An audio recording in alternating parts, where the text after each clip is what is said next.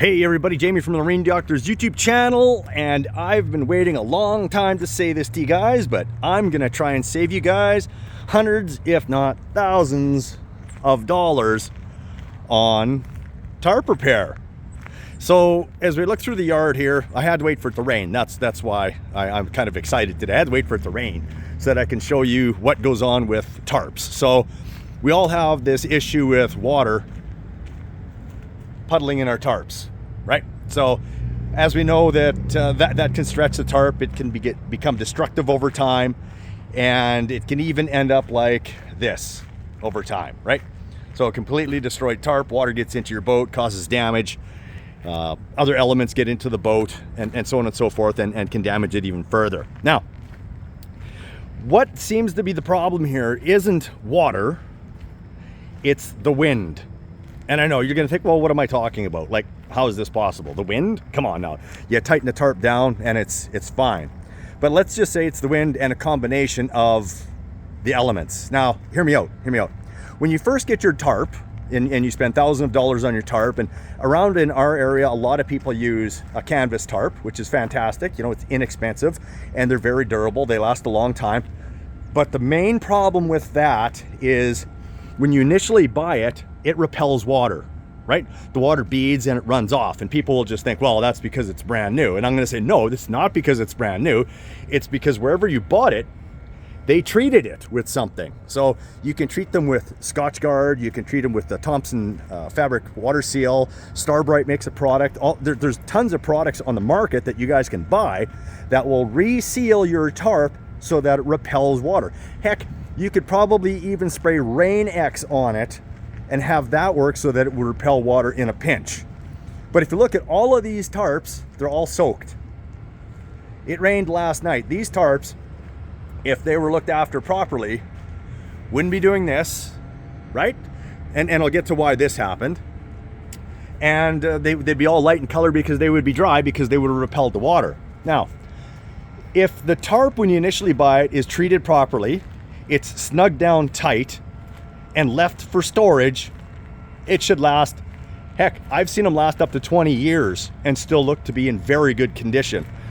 Those people don't use them on the highway. Hey, there comes the wind, right? I didn't say the wind was the wind. I'm saying that it was caused by you pulling your boat down the highway at highway speeds with a great big parachute behind you, stretching your tarp. Well, you're saying, well, how's that doing it? Well, the air gets underneath, blows it up like a balloon, stretches the fabric. So then lo and behold, the next time it rains, what happens? Even if you've treated it, the water's going to puddle on the tarp, which then increases the stretch, and it gets worse and worse and worse over time and slowly degrades that tarp by holding that water. Then the water goes through the tarp into the boat and causes issues inside the boat. Now, when you put a sealer on there, you're also protecting it against bird doo-doo, right? Dust, foreign particles, sap, tree leavings, anything, like whatever happens to land on that tarp. If you've got a chemical barrier on there from a fabric sealer of some kind, you're in good shape.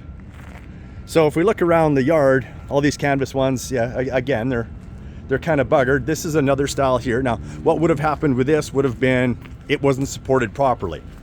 So that's what's causing the issues here. It still looks fairly tight. It's just that the customer has neglected to prop up rods or put items in there that will protect it and hold it up to repel the water, right? So this one, the water's beaded, which is fantastic, but that's the nature of this product. It's made out of rubber. It's got a rubber cover on it. What else do we got here? These black ones hold up very well, but again, over time, a lot of pooling takes place. So this is a polyester fabric, and it holds up, but again, look what it's doing. So this is because, again, they're driving down the lake with it, and although they've got supports in there, the supports just aren't in the right spot. It needed a third one, one between those, right beside the windshield, which unfortunately isn't in there. Oh, let's see here. That looks like a whole bunch of money being spent on a tarp, and the one beside it, those two. So look at all the supports they have in there. But what I would still tell the guys when they come in is, hey guys, you still need to spray those tarps, because if the water's not getting them and the wind isn't getting them, the bird doo-doo, dust and sap and so on and so forth are going to take out your tarp, right? Put some protection on there. You can see that this one over here, although well supported, you can see it's starting to get black marks and whatnot all over it. That's from tree sap, debris, dust. It's even got some, what's this, moss growing on it? Yeah, there we go. There's some moss growing on this one. So obviously it's not been treated. It's not repelling the water anymore. You see it's all starting, it's all stretched. And it's just going to continue to get worse. So had these guys kept up the maintenance on their tarps, this is a good one. If they kept up the maintenance on the tarps will protect the boat a lot better and last a long, long time.